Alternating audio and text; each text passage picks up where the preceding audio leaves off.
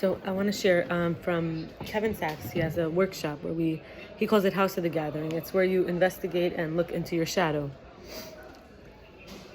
And so he says we're going to do a special activity where we find that even in where it seems dark and shadow is where we find the light, the gift. So because even the positivity, the giver, is the umbrella of even the negativity, or what we would call the hoover, the thing that's sucking, that's taking. And so its charge is what gives free will, and free will comes, if we want to think about chemistry, electrons. So alchemy is making the desire be to give, because desire is to take, and so it's like a redemption, right? Charity. So it's like to give. So we had to choose a virtue. My chosen virtue could relate to anyone, make yichud, which is oneness. The shadow of that was cheap, easy, unselective, needy, not discerning, common, low standards, desperate. Its experience feels dirty, mouth-sucking, like sloppy, beast, saggy, body odor, dark and heavy. And then as a key to connection to deep creativity is to always find a new way to access the source without shame with anyone. And I don't need to do it all, because relating is two people relating. So clearly I've taken other people's energy in when I was trying to make oneness with them. And when you make oneness, it's through the body. So it's really healing in terms of the body. And I found online Catholic inner child work. Now, I'm not saying anything about Catholicism, but the gift, the survival version, and the restoration. So the gift of empathy, the survival version is people-pleasing. This is an account on Instagram, that's what they share. And the restoration of this gift is compassion with boundaries. The gift of responsibility, the survival version is hypervigilance. And the restoration is prudent care. The gift of courage, the survival version is self-reliance. The restoration is healthy stewardship. The gift of leadership, the survival version is control. The restoration is servant leadership. The gift of passion, the survival version is reactivity. The restoration is holy zeal.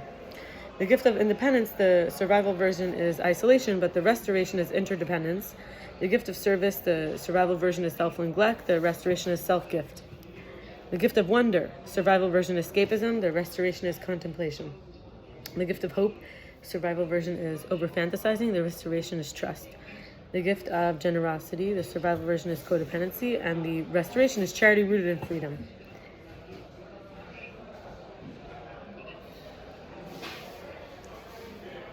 How do you know you're moving from survival to restoration? So what is some signs that you're healing?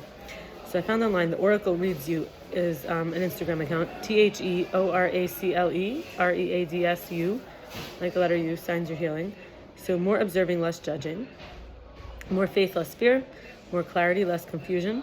More inner peace, less outer chaos. More boundaries, less resentments. More self-love, less self-sabotage. More responding, less reacting. And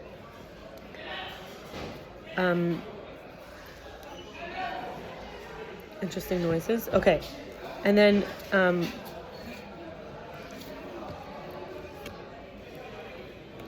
just a comment about gifts is that on Embodied with Michelle on Instagram, EMBODIED with Michelle, MICHELLE, no punctuation, no dots, just one long, Embodied with Michelle. She says someone could genuinely value your patience, your kindness, your steadiness without having developed the capacity to offer these same things. So you have to see whether it's your gift and you're giving it for free, or whether you want it to be reciprocated, or you want to share it with others and also be shared with. Sometimes someone has a gift of leadership while the other person has a gift of empathy. You might not get exactly what you're giving. Someone could have capacity for a different gift. Someone could be adding wonder to your life while you're adding passion to their life. Someone could be adding courage to your life and you're adding responsibility to their life. Okay. Now I want to go into the darkness, and we have something to come out in the light. But first, the Zohar says that we learn all spirits that emerge from above come out male and female and separate. At times, the female soul will emerge into the world before the male has come out, who's her mate. Whenever it is not the time of the man to join his woman and another man came and married her, then when it's the soulmate's time to come to unite with her, righteousness is awakened in the world to punish for the iniquities of the world. It gathers that man who marries her, he dies, and the other one comes, who's her real mate, and marries her. This is why matching couples is difficult for the Holy One, blessed be He. So, now, the reason I share that is because I was talking about oneness, like making oneness. And the fact is that when we bond with someone and there's no more available electron, sort of, except with that person that we're sharing the electron with, when that bond is cut and we bond with somebody else, and if it's a more stable, glued bond, we may never be able to bond with that person again. So we have to be like, not just courageous, responsible, and empathetic and independent in our relationships. We have to have hope, and we have to have passion and wonder and service and generosity. Like, we want to develop all these gifts. Now, what's the other side in the darkness of some of these gifts? The dark triad of personality. So there's psychopathy, Machiavellianism, and narcissism. Both narcissism and psychopathy are confused a lot because they both include selfishness, but there's some differences. Psychopathy is to have emotional distance, impulsivity, aggression, not being able to feel remorse, while narcissism is more like self-entitlement, superiority, entitled, grandiosity. Now, Machiavellianism has lying and deceiving in common with psychopaths, but also it's like low morality, no principles, manipulative, tactical.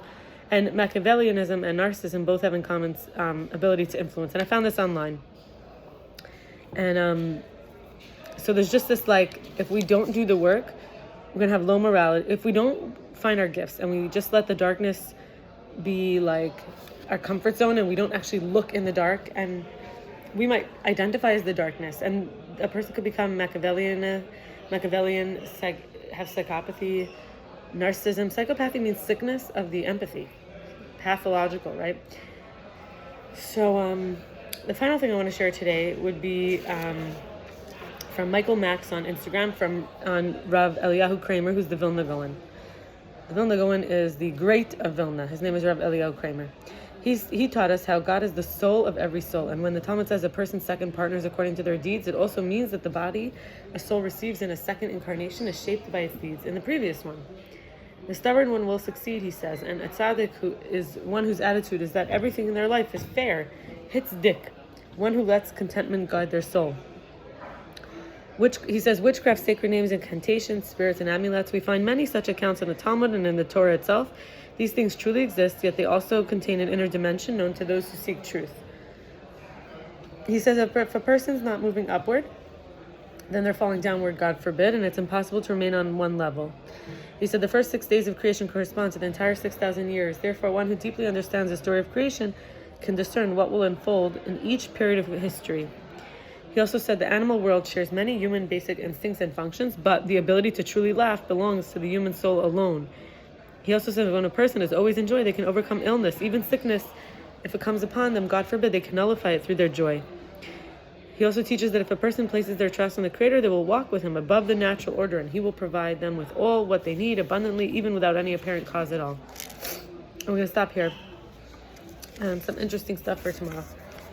All the best. We're preparing for the new month of Elul, which is Virgo.